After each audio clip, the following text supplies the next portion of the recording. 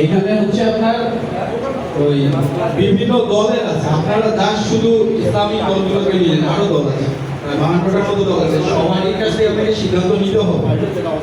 যেমন আমি গণ অধিকার পরিষদের পলাশবাড়ি উপজেলার সভাপতি, আমি হরিদাসের বক্তব্য শুনেছি, সে মুসলমানদেরকে মোহাম্মদ রবিউল ইসলাম গণ অধিকার পরিষদ পলাশবাড়ি উপজেলা সভাপতি, হরিদাস সেখানে মুসলিমকে অপমাননাজনক কথা বলে, জঙ্গি বলে, এটা কি আমরা মুসলিম কখনো মানিয়ে নিব? আমরা তো মানিয়ে নিব না। যে কারণে আমি আমার দিক থেকে, আমার দলের দিক থেকেও আমি চাই ওইখানে অত বড় রামমূর্তি না থাকে।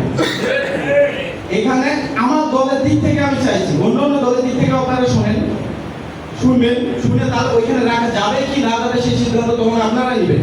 তবে হ্যাঁ, এটাও ঠিক, আপনারা সিদ্ধান্তটা খুব দ্রুত নেবেন, কারণ আপনারা জনগণকে রাখতে পারবেন, আটকে রাখতে পারবেন না। আজ না কাল একটা জ্ঞান হয়ে যাবে, এটা আমরা ওখানকার থাকি, আমরা জানি, আমরা বুঝি। আপনাদের আরেকটা জিনিস বুঝাই, হিন্দুরাও 50% হিন্দু চায় না যে ওখানে ওই হরিদাস ওইভাবে থাকে আমাদের সাথে কথা। আমি একজন মুসলিম, আজও আমি হিন্দুর বাড়ির পানি খাই, আমার বাড়ির পানি আয়রন কারণে। তাদের সাথে তাহলে আমাদের বন্ধুত্বটা কেমন?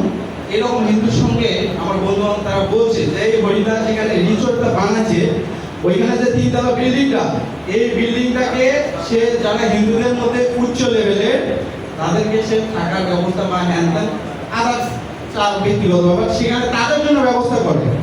যারা নিম্নবিত্ত হিন্দু তাদেরকে সেখানে সে সেভাবে প্রশ্রয় দেয় না। তাহলে তার উদ্দেশ্যটা কি, এটা আপনাদেরকে বুঝতে হবে।